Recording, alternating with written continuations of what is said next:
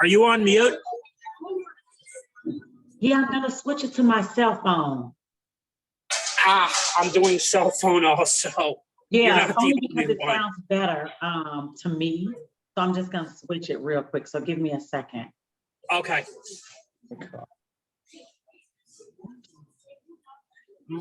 We'll wait on Vicky, but so I think actually I'm gonna have to edit this out anyway. Let's give it about 5. We'll see when she gets on. If not, it'll just be you and me.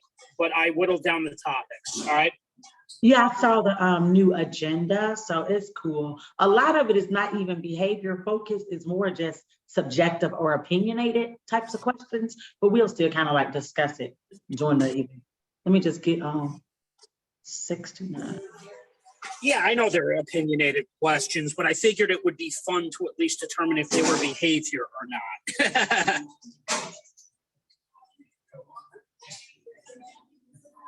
Okay, so hopefully you can hear me better now from the cell phone? Yeah, I can hear you a little better. Sorry for the cafe-style background, but since I happen to be going somewhere later, this worked. Okay, no, it's cool. Let me just turn off all of my notifications on my laptop because I don't want to be getting any of these buzzes and stuff while we're on our call. So that. And this is why I brought headphones. Yeah, I'm trying to tell you. So I'm like, okay, I'm just gonna change it. Okay. You know what? Let me just start doing the introduction. If she comes on, she comes on. Anyway. All right, everyone. Welcome back to Opinionated Collective panel talk. So it's been a little while since I've done one of these. I was expecting 1 to 2 more people, but today, even just 1 or 2 people is perfectly fine with me. Today I enlisted an expert for this who's very popular within the mental health field, who's done some work within healthcare herself as well. And as I said, she's an expert. So today we're continuing one of my favorite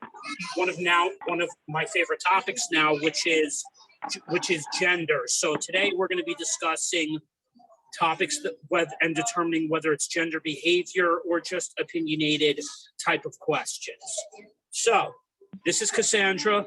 Give yourself an introduction to the audience and let us know some of what you've done. All right, so I am a Cassandra Govan. I actually am a mental health practice owner and wellness center, but I do not practice mental health. So I am what you call an innate behavioral practitioner. So I'm the person who evaluates and helps individuals to understand the behaviors that they were born with and how they make decisions based on those behaviors. So pretty much that's just who I am in small version, and I am excited to be here today with Benjamin. All right, so actually, let me ask you a very fun first question. Do you actually hire in your practice licensed professionals that deal with mental health? Yes, so in my practice, anyone actually has to be licensed if they are a mental health professional who treats or diagnoses patients. So primarily I hire psychiatrists, licensed psychiatric nurse practitioners, as well as a licensed clinical social worker. Okay, so you do hire, what's the abbreviation, LMSCW? Licensed Master Yes, Social Worker? I forgot the acronym that they use. Yeah, so one is a licensed master social worker, and the other one is a licensed clinical social worker. So that person also has a master's in social work. However, their credentials are different because they have additional schooling and classes and hours that are required in order for them to handle people from the clinical side, which is the diagnosis side. Okay, so so pretty much for parents who are concerned about potentially cognitive issues with their child, who would normally think maybe I need to go to a neurologist, would they be better off coming to you and your practice and getting evaluated more likely that way? Or is a neurologist still an okay way to go? No, a neurologist is an okay way to go. So just remember this, Benjamin. I am not in medical. I'm not in mental health. I'm technically just the brains behind knowing how to open up a facility and to put the people in place to do the work. So as the business owner, I'm not involved in anything that has to do with like the treatment or where people go for their patient care, etc. I depend on the licensed professionals to actually deal with and do that. So I'm literally just the person who has the business and who manages and runs the business on behalf of the individuals who work for me. My primary thing is only studying innate behavior, which is it has nothing to do with mental health or medical or etc. It encompasses who a person is in general, and it looks at the entire all the key areas of their life. So as far as me and my profession, what I do, I don't get involved in anything that literally has to do with the mental health diagnosing or where do patients go as far as it comes to getting treatment. It's more that my practitioners handle that, etc. And I just run the business for them to be able to do that. That makes sense. So one last question. Since I work in healthcare and the 4 specialties that I do, one of them is I actually deal with neurology, and I'm not going to give my personal opinion on it other than say it's not one of the easiest specialties to schedule for. When you consider, I learned more recently, they can diagnose autism, which I was a little surprised about. They can diagnose ADHD, because I always thought when you went to places like where I was diagnosed, Yale Outpatient Clinic up in New Haven, Connecticut, licensed social workers and psychologists were the one who could diagnose that, but then I learned later on now what I'm doing currently, a neurologist can do that. Okay. And how did you feel Which about I was, that? again, I was, considering I work for someone, I'm not going to give a direct opinion. I believe it's good to seek a second opinion if they don't like the psychologist's evaluation of it. So then it's okay to go to a doctor's office. If I become a parent one day myself, if you ask me who I would go to or who I would trust, since I am on the autistic spectrum, honestly, I would probably trust the mental health worker, the psychologist first, just because they're more directly doing it. Going to a doctor's office is a whole different story that I don't feel it's appropriate to really go into just based off where I work.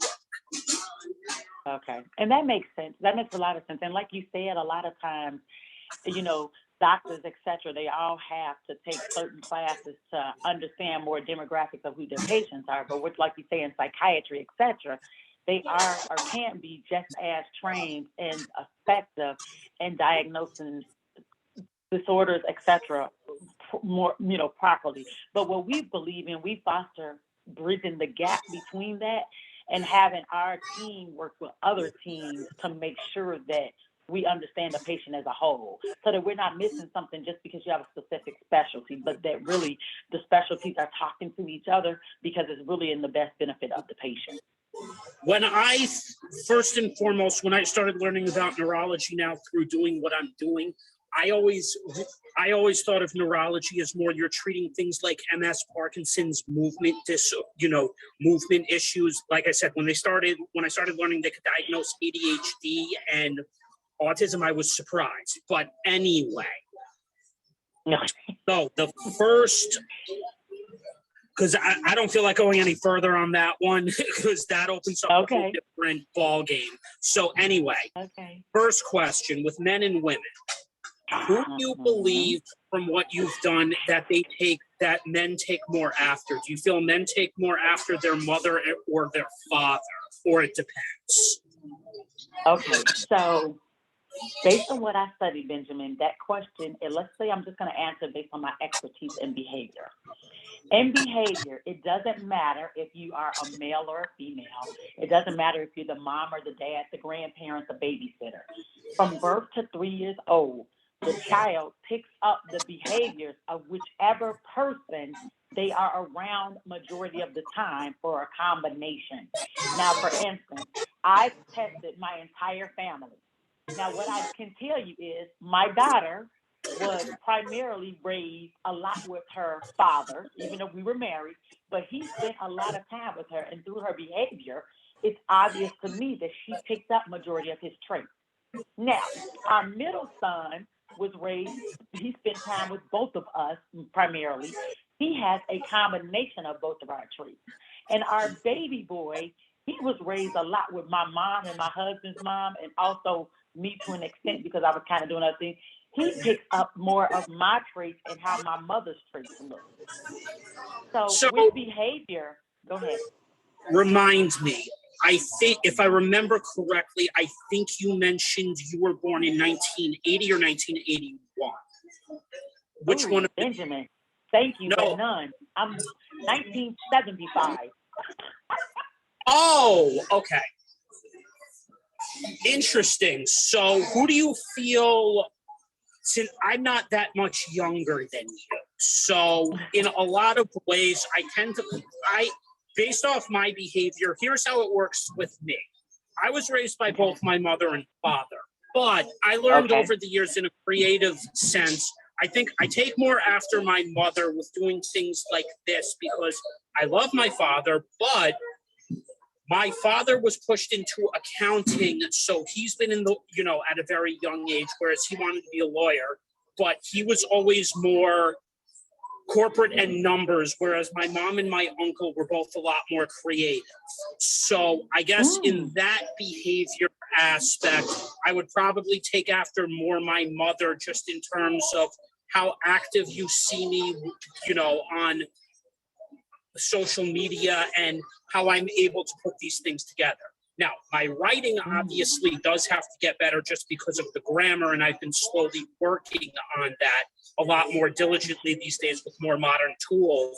But the thing with autism is, in some ways, depending if you're high function or low function, at least from what I've seen, writing isn't always considered a strong point, or at least for me, it was always seen as a weak point by people who are much older than me. They're always pointing it out. But now, if you look at how technology has advanced, when you have things like Grammarly, which I've been starting to utilize a little more often, it has gotten better. Okay, good. So for you, Benjamin, when it comes to mom and dad, you can definitely have a combination of both. So there are 8 different factors that people technically can score under, and then 24 sub-factors. So you can pull those factors and sub-factors, I'll say sub-factors specifically, from your mom or your dad. So there were things that you could have picked up clearly from your dad from birth to 3 years old, and those things became part of your behavior. And then things that you could have picked up from mom from birth to 3 years old, and they became part of your behavior. And as you grew, right, and learned more things, depending on which parent you're around the most, et cetera, or get a lot from, those behaviors become more and more hardwired or ingrained than they already are. Interesting. So here's where I would probably take after my dad and my mom, probably when it comes to the mess of a financial life that somehow I've been going back and forth between sometimes. In the sense of managing my finances better, I've probably gotten more of that from both of them. But in terms of how, I manage myself now, yes, some of his, expertise with how to manage money carried over to later on in life versus earlier in life. But from an implementation and business standpoint, I probably take after her more. Okay. Just because of the fact that marketing, in terms of marketing, which was my first degree, in terms of, everything else other than like the accounting aspect, I excel there. Okay, so do you like numbers and statistics and analysis and all of that stuff too, or no? It depends how we're looking at it. If I'm looking at it on a government website, as an example, like if I'm looking at the U.S. Labor Department statistics, it's easier to understand. If I'm looking at a bank balance sheet, sometimes I'll get lost on when I'm looking at stocks, for example. Sometimes it gets a little sometimes it gets a little complex, but with certain things I probably noticed, you have to probably be very interested in it. I'm interested in stocks, but it still doesn't mean that when you look at, a company balance sheet, you understand what they're saying. Correct. That's very true. That's very true. But again, you probably have a combination of the behaviors. You, sir, however, need to take your assessment, because your assessment will tell you exactly which traits you see from mom or dad. I'm going to probably get to that finally next weekend when I have a little more time to sit down, because it'll be a holiday weekend, and I've been meaning to do that. So now my next question, since you are a parent, why are young boys and sometimes adult men deemed aggressive? Whereas I've also noticed, not just in media, but women can also behave like that as well. Do you believe that's more of a personality thing, or do you believe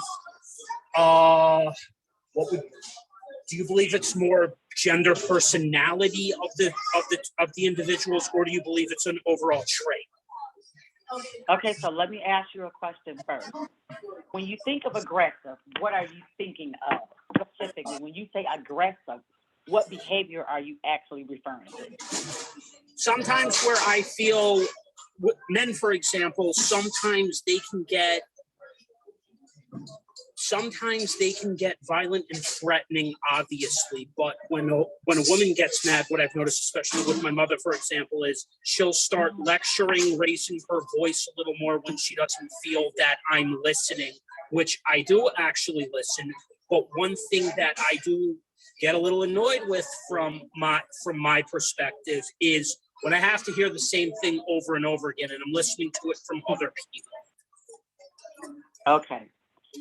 So are you looking at aggressiveness also can be a form of, because she can be direct, because she can be frank, because she might raise her voice, etc., that you can just perceive it as that, and like you said, confronting. So here's the thing about behavior.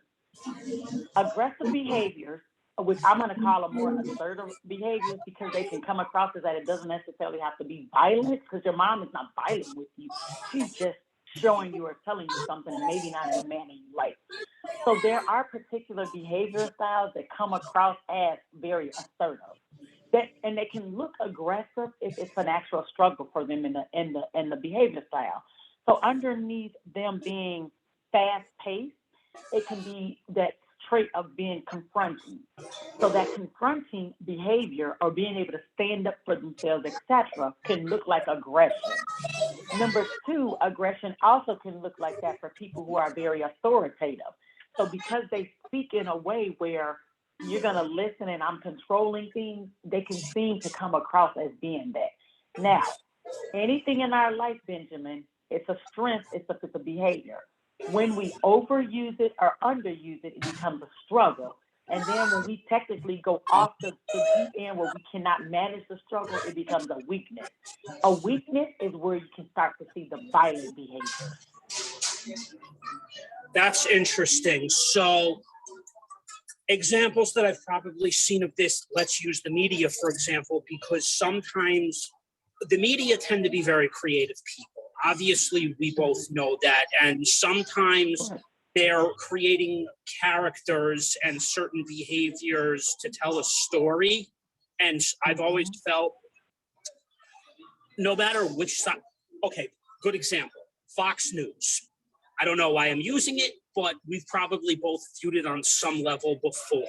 when you have somebody like Tucker Carlson, who's clearly acting on television, coming on and playing, let's be honest, a very angry, semi-older white person, do you believe that's more of a character? Do you believe that's his actual personality, or that's just a character he's playing on television?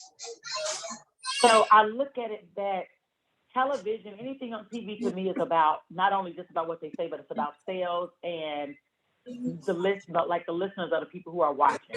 So that's why reality TV is so big and popular and makes, draws in watchers, because they have that appealing personality or traits that people like, whether it's catchy, their sense of confidence, the things that attract people that maybe they don't have and they like it.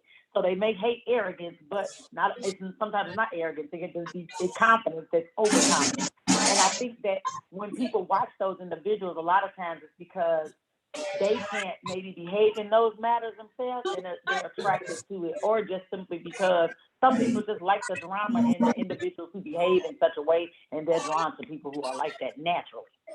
I watch different media channels because one thing for me is, especially hosting something like this, it does me benefit to watch a lot of content. So in the previous gender panel, which I did with Francis, Elizabeth, and Madeline, we were discussing, for example, the men's channels on YouTube, which basically take a lot of women's negative behaviors. And I'm sure you've seen some of those channels like Strong Successful Male, Mediocre Tutorials and Reviews. Channels like that took after, Kevin Samuels and Steve Harvey. Because even Kevin Samuels and Steve Harvey, who were complete polar opposites and were basically branded as television hosts, were basically exposing, women's behaviors, be it negative or positive. But now those two had inspired people in my own age group to want to do YouTube channels based off that, where they focus on social media. Now, I don't know if I always agree with those channels, but they definitely serve a purpose. And my whole thing with those channels is I frankly think they're just trying to be more entertaining than actually tell facts. But I don't know if you agree or disagree with me on that. Well, the thing is, I'm not an avid television watcher, believe it or not. So and there are so many things that I have to do and take care of in my life that TV and listening to other people's opinions and stuff, those things have never really mattered to me. So I've never been a person who sits in front of a television to hear what people have to say, because I've just never really cared about what people think unless it was based on facts. So if it's not that, with entertainment, I only entertain myself late at night, like before I go to bed. I can't sleep and I want to watch a quick movie or something. But as far as turning on TV and watching talk shows and all of that, I've just never been that person, Benjamin. I'm more about what do I research and what do I need to do that's going to personally benefit myself and the purpose that I have, in my life. And anything that's outside of that, I don't care who it is or what it is. People can talk about books that they read. I don't care. People can talk about shows they watch. I don't care. I don't care about any of those things, because at the end of the day, I'm just very much a person who I see things for what it is for myself, and I make the decisions just based on what I feel is best for me, regardless of what other people have to say or think about it. So, yeah, I don't even, they don't even influence me or my thinking. None of those. They don't influence my thinking either. I utilize those channels basically for the kind of personality that I'm putting forward. It helps. The only thing it helps me with is basically host this better, since one of the things that a much larger creator than us, who worked at Tesla and now owns his own, podcasting service agency, even complimented me on this last year when we did a 30-minute. Are you talking about Billy? Yes, I love that guy. Oh my God, I love Billy. Me too. He actually Billy, how I said figured out what my stuff I needed. He's looked at my stuff. He complimented me on the following and said, "You ask very difficult questions of your guests. You don't care, and you're able to put forward a personality that is, perfect for something like this, because this isn't doing this. It's not easy." Is this you, though, the way you put your material together, even though you may watch Steve Harvey and all these other people, do you think, though, that your material and how you deliver is based on who you are as an innate natural person. Yes. And that's good. So that's what matters. That is what will draw people into you and where you will be able to keep your audience. Because if they know, like, oh, you're real, it's not fake for the camera, it's none of those things, they will love you. And honestly, that's what most people say about me. Like, oh, I love the energy. And it's like, well, I'm just being like myself, meaning when I come in front of people, I'm just going to keep it 100 because that's just the only thing I know how to do. And I don't care about what people think about me. I'm just going to be myself. And I think that's good for you. Right now, first and foremost, I'm going to make a little comment about LinkedIn. Some people that we've watched ourselves, you know, in the early stages when they were doing a podcast, were trying to come off salesy in a way. I'm not at that point right now where I'm trying to sell something, nor do I think I need to sell something right now. I'm at the point where, you know, one of the people we both are very familiar with, probably one of the creator that everyone flocked to in the beginning to learn branding from, which was Courtney. She was one of my first guests. She was my second guest last year, who was nice enough to come on after Dan up in Canada. And I appreciated it a lot. And even she saw how I basically took everything that she and her first partner, how do you pronounce her name? Shanae? Shanae. Yeah. The two of them, she commented me and said, you took all of our suggestions, whether it was on webinar or from content, and you really, you know, with my friend Justin's help in the back, implemented it like crazy. Because there are nights that I've been losing sleep, you know, sometimes. But wow. I got this to where it is now, to where it's a reasonable product. Or it's a reasonable show to watch. So it has been, you know, it's been a growth process. Mm-hmm. So let's see. Always is. All right.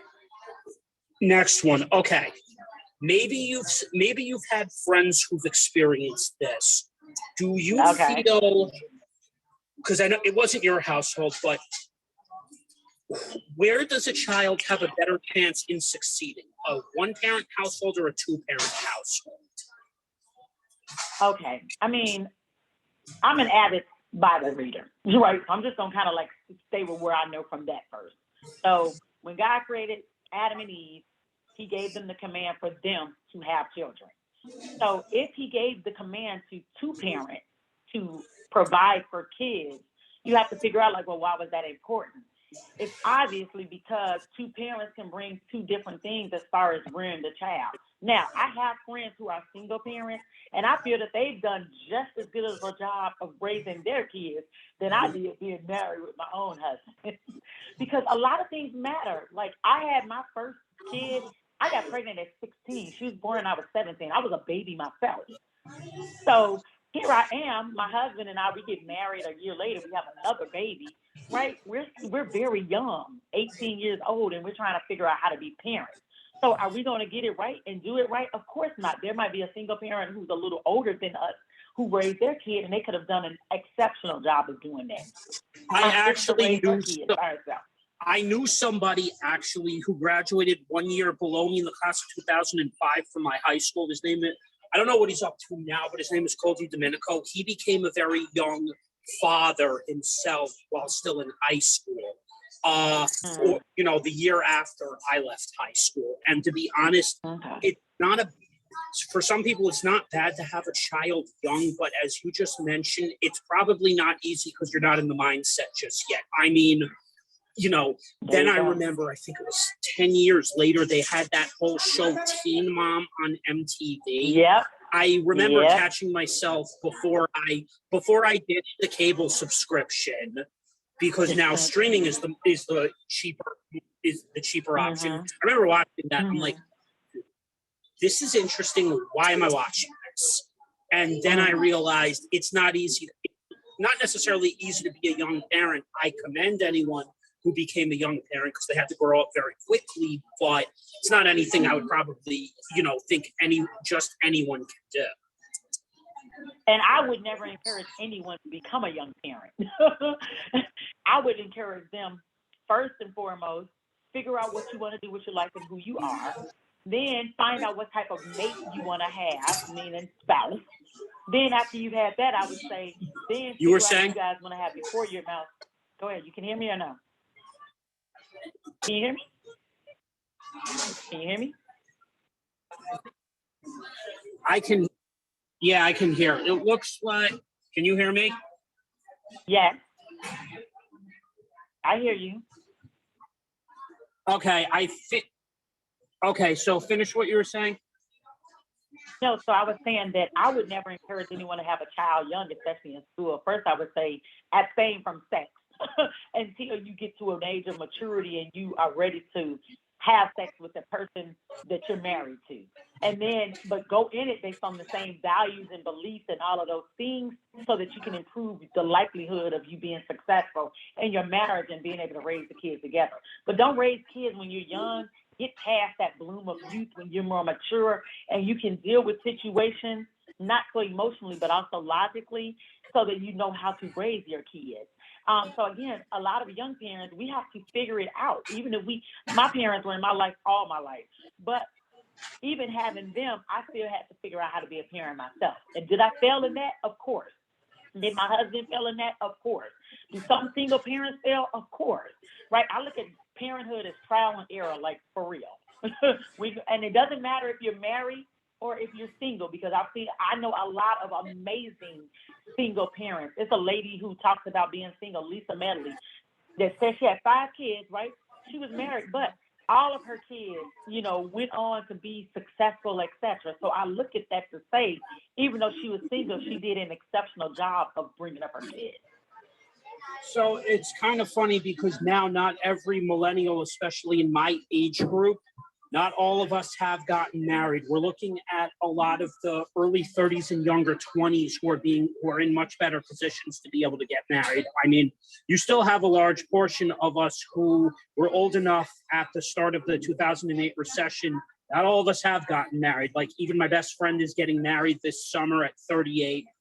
So what is a reasonable age for a man where he can still get married and theoretically have a child, but also not have to worry that the woman is going to be too young? As an example, I have someone who I cut out of my life who I no longer talk to. He went down one generation. And while that's fine, even the youngest of millennials wouldn't want to go that young because of not because of the generational differences, but because of, probably more generational differences, especially for me, because that's going down to a completely different mindset that I'm still attempting to understand in the new generation. So what do you believe? So let me ask you a question. Yeah. What if some people literally, especially from a behavioral standpoint, are mature and understand things, right? Even that somebody 50-year-old may not understand, somebody 25 or 30 can understand. And I honestly believe that people mature at different ages. So it doesn't matter what age you are. If you're over 18, you're legal. What type of life experiences have you had in order that it can contribute to a relationship where you all are still on the same wavelength or the same scale, right? Or balance as far as, do you think the same? Again, do you value the same beliefs?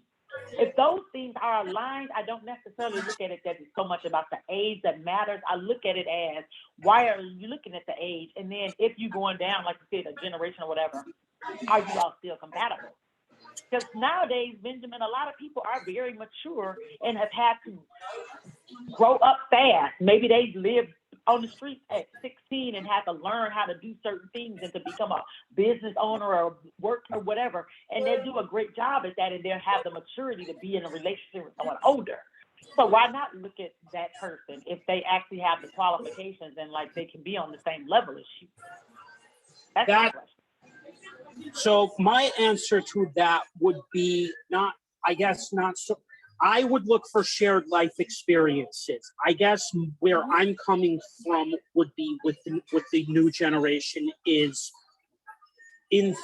not in theory, if they probably didn't get their first job the same way because of what we just came out of COVID-19, which that could in theory be a shared experience, but there were also plenty of people my age as well who were getting laid off, that didn't, who were in retail that had to switch industries even in their late 30s, just as I did. I was one of those industry switchers because the industry that I was working in, retail, back in 2020, that closed down for 4 months. And then 4 months later at the start, they called me back, but I was already working in the school district. So I just said, not at this time. And then after that, I was working as a care aide for some time. And then we go into 2021 when things started to semi-subside. And where I work right now came along in form of a temp contract. So if somebody younger had that type of a life experience, then that's a shared life experience. But if they were, for example, working remotely the whole time, or they started much younger, or were in a trade or something like that, I don't know if it would probably be more of an adjustment to share that type of life experience. I mean, I've wondered myself if, when I first went to college, here's a good one for you. Should I have chosen a different degree back in the 2000s rather than business or marketing? Because now if you look at the economy, everything's going more computers. But if that's the case, what about the people who they're in computer, but now they're showing like you don't even have to go get the degree in computer. You can do it through trades and learning certain stuff and still make the money just like the big wigs who actually have the computer science or those tech degrees, etc. Well, the thing is, me and the guy who's recording this go back and forth on this. The issue we have, or at least I have right now, is I would like to go back and do, some of these other alternative credentials or certifications.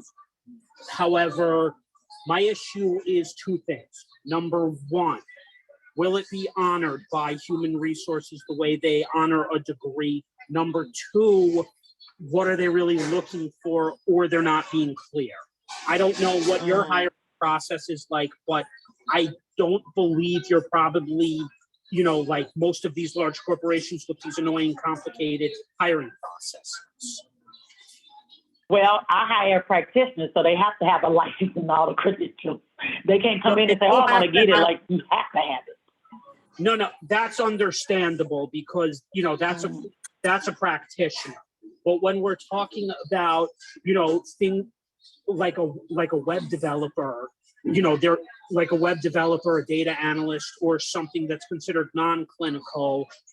In medical groups, they want us to have higher credentials, but they don't always necessarily honor the higher credentials. Then they place in years of more experience that they want within the industry, which I feel is just a useless barrier. Yeah, we got it. I understand because of, with healthcare because of HIPAA, but I quite frankly feel they're just adding more unnecessary layers. Whether if you agree or disagree, I'll give you the floor on that. So I'm like you. I do not believe that a person has to have a degree in non-clinical types of jobs. I would rather the person, because you can get a person who has a degree coming fresh out of school and they still not know how to do the job. I'd rather hire the person who has the experience and who's done it and then have them to do it for me, because what I don't want to do is I don't have time to train people on, this is how you do business, just because they have a degree. So, yes, my business development director that I just hired, she has an MBA, but she also has a bachelor's in social work, because to me, I want her to have that clinical experience, but I also want her to have that business development experience. But she didn't have to have an MBA. As long as she has the experience to do it, that would have been fine for me with the clinical background. So again, my CMO though, she does have a degree. Again, I have a degree, but I have an associate's degree. I was supposed to finish my bachelor's degree, and I was doing it in business development and joint ventures years ago. But I was short from 4 classes, and I decided I'm not even gonna finish this. Like, I had so much going on, but I was running a successful, profitable business. So to me, it was important if I was gonna work maybe for somebody else, But since I've never intended on working for anybody else, I didn't care about that paper because I'm very good as a CEO and as a business strategist from experience. You understand? So yeah, I don't think for non-clinical you have to have a degree. And that's unfortunately what I believe is part of the problem with especially larger corporations or LLCs is sadly they're pushing out very qualified people by saying, we want the piece of paper, which to be honest, if you're not going to honor the piece of paper, even if I'm internal, then I need to start thinking about what I would want to do, now outside of this. And one of the things I'm now trying to brand myself as is basically, effectively, what the podcast is doing two things for me. And then I have a great socioeconomic question that we're going to get to. What this has done for me in the last year is make me realize from a skills perspective that starting next year, after 2 full years in January doing what I'm doing right now, I can freelance myself as a podcast pre-producer, post-producer, and writer. But now I decided to brand myself as a chief digital content officer. Because a lot of what I've done on social media over the years has been able to build, I built up interest on Facebook, but then those profiles got hacked. I've done quite a good job now growing Instagram, and not just Instagram, LinkedIn. So, I have a lot of knowledge that I can help, bring to people. So I figured digital content and a digital content officer, and then growing my own digital media agency would, to be able to advocate for what I'm advocating for, which is better training programs for autistic adults, is what I want to be doing. Because if I'm not going to get promoted in the corporate world, this is where I do the best.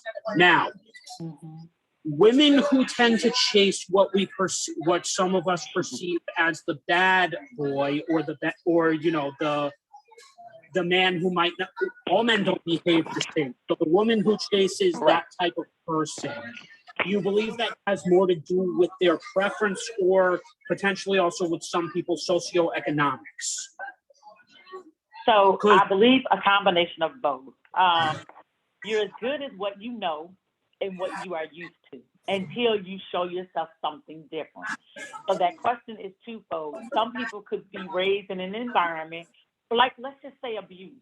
If a person is raised in a household where a dad or a mom is physically abusive to each other, it is very possible that person who's in that environment can also become abusive.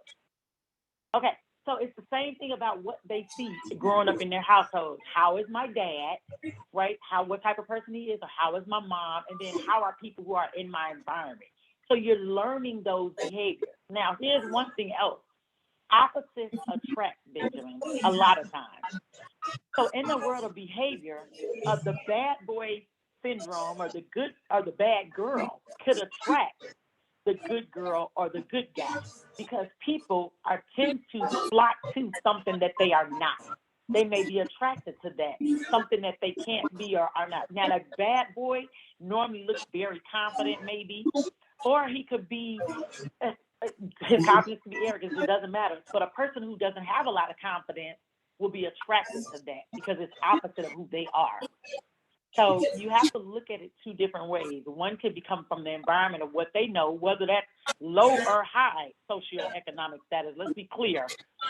And also it can come from, again, that law of the opposites attract. That could be also another thing that they have going on for themselves. So since I went to a very affluent high school up in Cross River, I can tell you from living in a wealthier community that I probably noticed the same thing that somebody from more of an urban city would notice. But I did notice, since I lived in both environments, that doesn't change, by the way. I thought it was socioeconomic, but then I saw it in two different places between working in the city, working in southern Westchester, versus where I came from. Like I said, I thought that it was just more of a wealthier thing, but then I realized, no, it's not. I think it's I've seen it as universal. Yeah. Yep. And you have to think about it. I mean, a good way to figure it out too is, you ever looked at like a celebrity and they seem very poised and a certain way, like you look at them like they would never. Good example: Whitney Houston, Bobby Brown. Everybody looked at her. I knew you were going to go there too, and that's a good media example. Okay, so again, everybody looked at Whitney Houston, even though it showed that she had her own little addictions or whatever. But everybody looked at her as the good girl, right? Oh, she was raised in this church home, blah blah. And then even in the movie, etc., they show her getting bad boy Bobby Brown. Why was she so attracted to that bad boy Bobby Brown? Well, majority bad boys, a lot of them have a very high level of confidence. Same thing for bad girls. And people are attracted to confidence. They don't care what you're doing. They just care of the fact that you are so intriguing because you are so confident. And that is what they like. And I know this to be a fact because I'm going to tell you something. When I look at my community of friends, the people who ride with me the most are completely opposite from me. And all of them say that they're attracted to my confidence. Interesting. And it's also funny because speaking of that, remember, even though it ended up in court, we discussed this back in February, Amber Heard, Johnny Depp. Yeah. Johnny Depp, who's also a lot older, and she, for whatever reason, because this represents my generation especially, dragged him to court, felt she was defamed, even though she really wasn't in that case. And guess who ended up winning the case? Sadly, he did. Him. But you say it's sadly. And a lot of it. Why do you say sadly, though? Well, it was the whole fact that it even got to court in the first place, and that, that's more where I'm coming from. I don't blame him for thinking, I want to get something out of her, and she was thinking the same thing. It's the fact that it even got up to that level in the first place, where it was a court case. But who do you think was the bad one? Was she the bad girl, or do you think he was the bad boy? And honestly, I think it was her. Very good, because I think I would agree based on what played out in the court. So Johnny Depp was known as the bad boy, but here's the thing. Johnny Depp has always been very attractive, and people normally just attach that attractive person to being more of that type of person, right? Like, oh, they're the bad boy. But he came across as that. I mean, I remember 21 Jump Street and stuff, like when he first came out, I was like, oh my God, it's Johnny Depp. So I just look at it that he could have looked like he was the abuser, but the reality of it is she could have technically been the silent abuser. And just because he had that persona where people looked at him as that was his who he was on television. It didn't mean that it portrayed necessarily who he was outside of that. And that's the thing, people see things, Benjamin, and they assume that it's what it is. And I talk about this all the time. He could be seen as a bad boy because back in the 2000s, before social media was really, really all that popular, he looks like a pirate. Yeah. He looks like a pirate. Come on. You remember Pirates of the Caribbean? I do. That was my first job. I was working at a movie theater between 2004 and 2008. And I remember when those movies came out, I'm like, this guy legitimately looks like a pirate and he's acting to the part. Good for him. That is hilarious. But he was a bad boy before that. Like I said, when he played the cop show, 21 Jump Street, he was, you know what I'm saying? Like I said, you probably don't remember that before your time. I know they remade it. A lot of the movies you're talking about, probably from your childhood, all ended up being remakes for, with my generation, but with people that were more within my age group. Okay. I mean, I grew up with a lot of the same stuff that you did, but then when we're looking at actors much younger than me, trying to do the same things, like I was telling my mom a funny story about, what was the movie back in 2006 I remember I liked a lot? Oh, Waiting. No, Waiting and then Accepted with Justin Long. They were both interesting movies, but that was kind of more of because I was just starting college. They were interesting. But that was Okay. the when I was growing up with actors like, from your generation, Vince Vaughn, Owen Wilson, the Frat Pack, Oh. Ben Stiller. Mhm. I wasn't growing up on what today's kids are growing up on actors wise. I haven't even kept up on all the young actors nowadays. So Okay. let's see. Okay. Good one for you. Since this is Okay. always talked about, especially on LinkedIn, are mindsets inherited or are they learned? But both. They're actually both. So, and the reason why I say both is because, remember, mindset will encompass like how you all are thinking, our attitudes, etc. And what I study for behavior is about attitudes, traits that we show to other people as strengths or struggles. So we inherit it. We inherit how we think or how we feel about certain things. And then that mindset either sticks with us or changes based on things that we learn. So we take in more so we can change how it is or how we perceive things around us based on as we go through experiences, et cetera, in our life. So education, experience, environment, beliefs, values, all of those things can pave and change our mindset, even the mindset that we're born with. Make sense?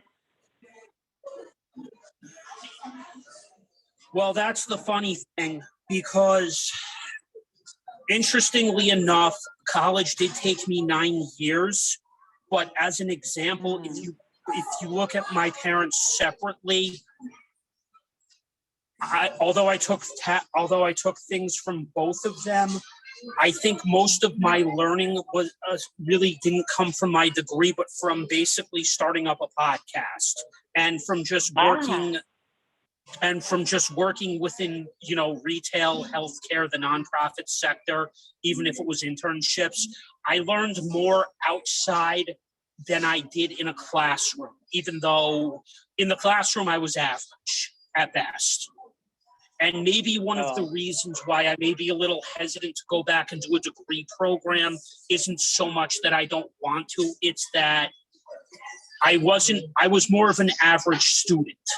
So if I tried to go back now and, even in an online learning environment with, learning, I don't know how well I would do, or maybe I would do better if I tried to redo a business program now. Okay. So what you're saying is, just so you know, mindset, right? Your self-perception, what you think about your learning environment, and then what you believe or have come to believe based on your experience. That is your mindset. Now, it does not mean, though, that that is true, because innately you might be a good learner.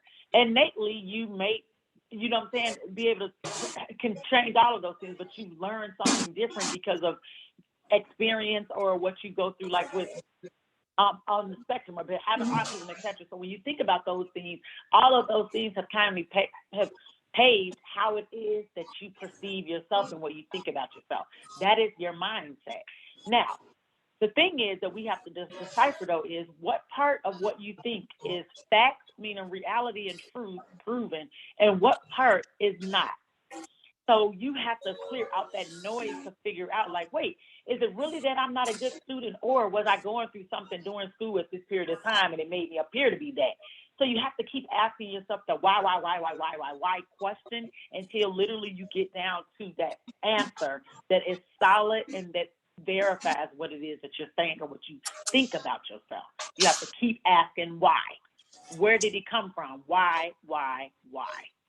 So interestingly enough, when Madeline, also one of my very first guests, my very early guests last year when I was doing the interview style podcast, had discussed this. And I think the issue had been about why the degree took so long was a bunch of circumstances to finally complete it. I'd moved out of state in 2013 down to DC. I moved back the following year because that didn't work. It was a combination of working part-time over the years. Let's see what else played a factor into this equation. Besides working part-time, it was mainly having to work at the same time, and even if it was retail jobs to support myself, not being able to focus on school while building the experience, not being able to have certain internships that might have gotten me hired easier. But if I look back on then and now, I probably learned a lot more through trial and error than I did in the classroom. So I could reconsider, programs, but I feel right now my biggest priority is getting into a comfortable living situation where, the living situation is one less thing I have to worry about. Because what Madeline mentioned in her interview is that the thing with a degree is if you're not in the best mental state to be able in your life, it makes it that much harder and challenging to be able to accomplish and get the grades. Yeah, and that could be anything, but what I know is some people naturally, even if they're not in good environments, that's why people can make it out of like a ghetto, right? If they not raised disadvantaged, they got to have something that makes it where they can still succeed things in life. So it's all based on like that resilience component, etc. Everybody does not have that naturally. So that's why I say a lot of things tied to who we are behaviorally based on what we can achieve or accomplish like in our lives. We know how to quiet the noise that's around us.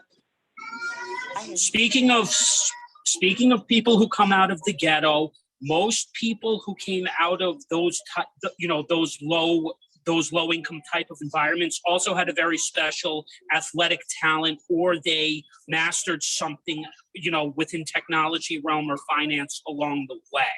So there were also ways. You don't think that it could have been other things that they had, meaning they just had a very good business sense and common sense to recognize, like, I could give you a couple examples. Look at Shaquille O'Neal and the success that he achieved outside of sports. Sports is the tool that got him out of, whatever he went through as a child. But then as an adult, especially while he was playing for different franchises, including Los Angeles, I think I saw himself in interviews. He said he learned a lot through his business failures and business, successes that shaped who he is now. And when I saw him speaking at things like the 10X conference, I'm looking at a completely different person who, commentates on television for basketball, but also has built, himself a credible business path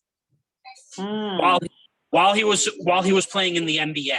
So athletics, I'm sure plenty of people can what's the word? I feel what I've noticed is I feel they use sports as basically a stepping stone.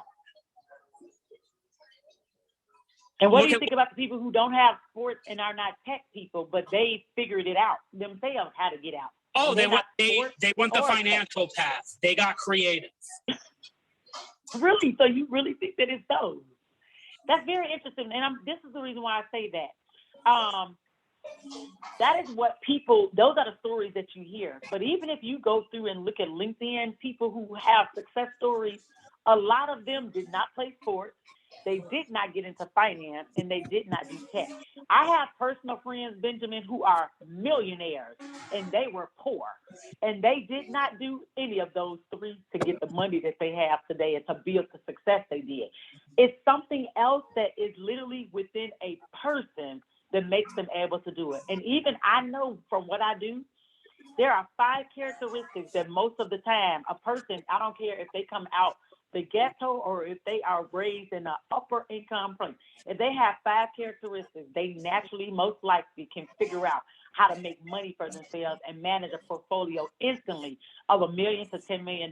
They don't even have to think about it. It is so natural to them that all they need to do is figure out an idea or a niche because they're creative and use that to literally turn their situation completely around where they can make a lot of money. And that is what I see in people. That is the part that I realize about the people who I talk to in behavior. It's those types of stories that they have when they actually come out of those situations. So I'm finding a niche I'm finding a niche yes, that is interesting because I'm finding a niche within autism activism. This has clearly never been addressed. And this is also the direction with the podcast. But it's funny that you mentioned that because I had always wondered how even some of these coaches with social media had been getting popular, and you may be right about that, because now that I think about it, yeah, sometimes it is also a niche, which, you know, I wouldn't have thought that would be a niche in the first place. Right. And think about it. I was just telling my business development director how coaches and consultants are making more than what doctors make, attorneys make. So why is that? Why are people leaving practices to become coaches and consultants? Because they also are finding niches to see, like, wait, I can make just as much money in controlling myself instead of insurance controlling, etc. in these places, because they're creative enough to see what's missing in the industry and use that to make money. Well, how about Gary Vee? No one had heard of him before he started his digital media agency, and, because he came from a reasonably well family, and, he even got into a niche with social media because he was talking about things that we're just seeing right now that are becoming popular. Like he said 15 years ago, he saw alternative payments getting popular. Everyone thought he was crazy. And we are old enough, all three of us are old enough to remember when PayPal was just starting out. PayPal was even a niche. PayPal was a niche itself. Cash App was a niche.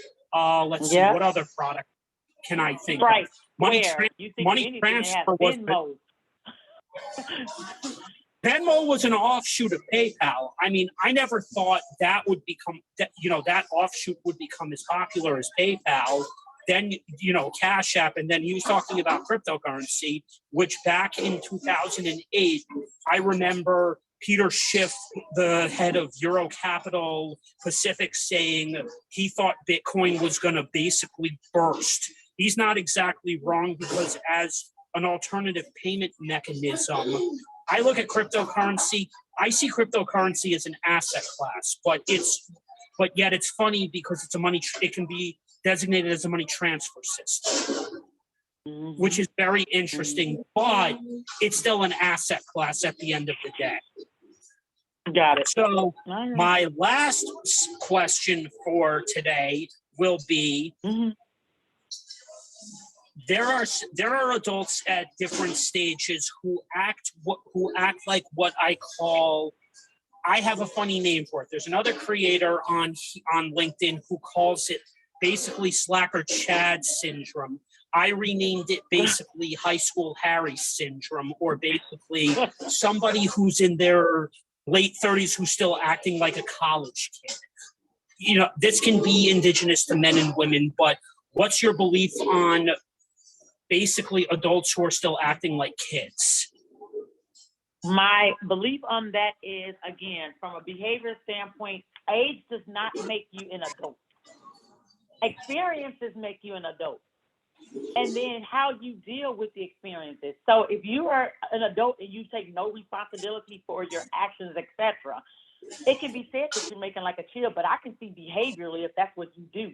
Which means if you behaviorally do that, like innately, and you never take responsibility, how do they know that that's how they're performing unless somebody coaches and tells them, meaning like a professional, that that's what they're doing?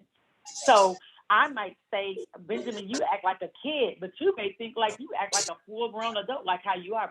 So why would I think differently about that? It's because of what I've experienced that's different than what you've experienced that would make me say that about you.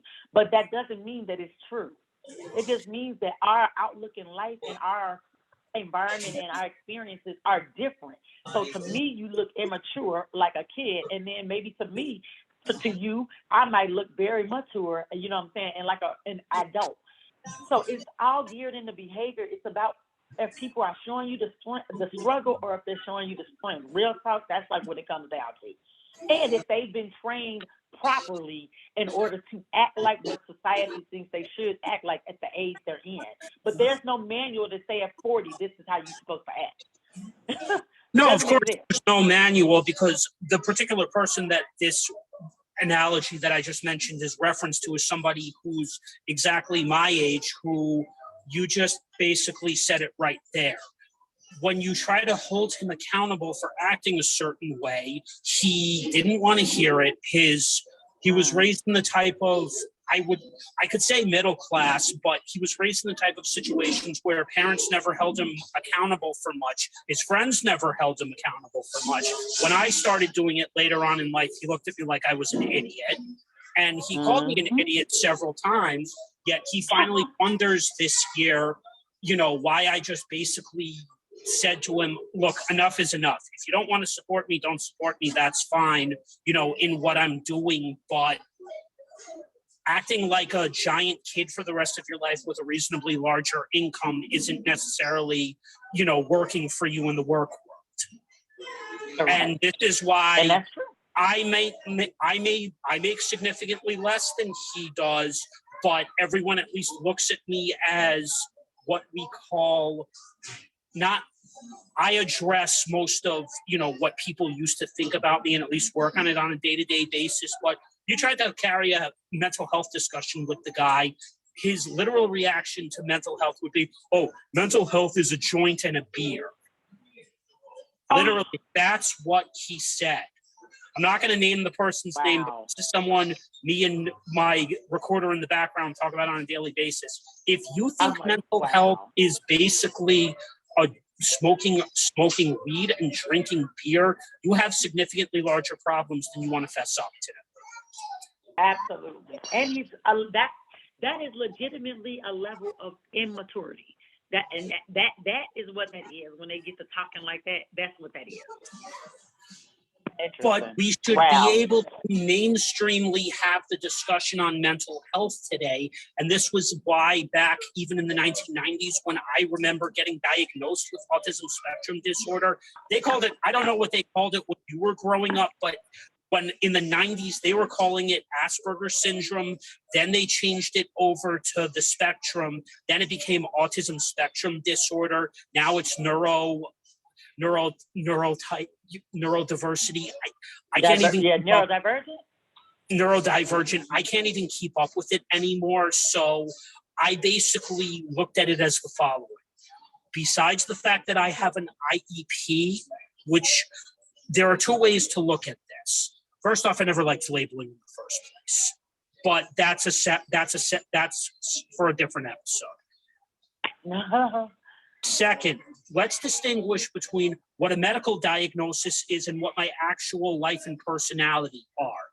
I might not exhibit how, lower functioning autistics, might look and act. The only difference would be when it's coming to a work or a school environment where I need certain accommodations, but that doesn't mean that that's who I am. And, this is why companies nowadays are still thinking in the 20th century with this. I agree. That's kind of where I'm at with this whole activism thing. We need to get away from the medical diagnosis aspect of it because medical and personality are two completely different things. And that's what my psychiatric nurse practitioner, why we work so closely together, because she believes that too. She doesn't like diagnosing either. She doesn't feel like it's so many things that people have, and she feels like forget putting a name to what it is, just deal with the symptoms and help the symptoms. But she also believes 100% that the behaviors really matter too, as far as what does a person's symptoms look like. And if we can tie those symptoms to those behaviors, we may be able to solve a completely different type of medical or mental health issue. And that is the reason why she works so closely with me on the research and the education aspect of it, because we don't like diagnosing either. We hate the term to diagnose, which is why we are moving away from that in mental health and starting to be more education and training opposed to actual practice. That's actually the educational part. And I was just showing my mom something that I want to consider doing because it was shown to me by my friend Madeline. There's a program to train, which if you want to maintain a license, it's called hold on, let me see if I have it. And then we've covered most of what I wanted to cover today. Okay. So just give me 1 second. I should be able to find it.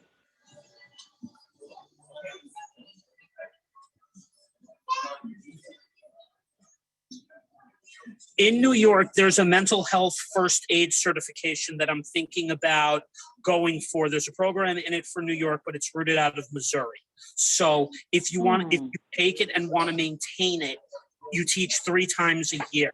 I'm actually thinking about doing something with this where I could offer one virtual workshop, but gear it toward autistic parents in my age group or your age group who, and even, you know, boomers who might not fully understand mental health and autism on how to deal with it. So that just came to me today. That just came to me today, and then I could do something like that for a low charge for in person or with, you know, with online. That actually just came to me literally today because my friend basically added to it when she put it in last night. Then this morning she said, this is something police officers and teachers need to do. Okay. So that was my idea. If it's a mental health first aid kit, what actually is the premise of the class? Like, what's the content that falls under it? What does it do? What do you learn? Probably how to teach, you know, different aspects of it. I'm going to research that more, obviously, a little later on and get back to you on that. But and let me know, because we offer community stuff too. So I would love to know that, what you're going to do with that. So I thank you for coming out today, and this was definitely a lot of fun. And hopefully we'll do more topics like this. Okay. All right. Thanks, and I'll talk to you later. Thank you, Cassandra. You too. Bye. You're welcome.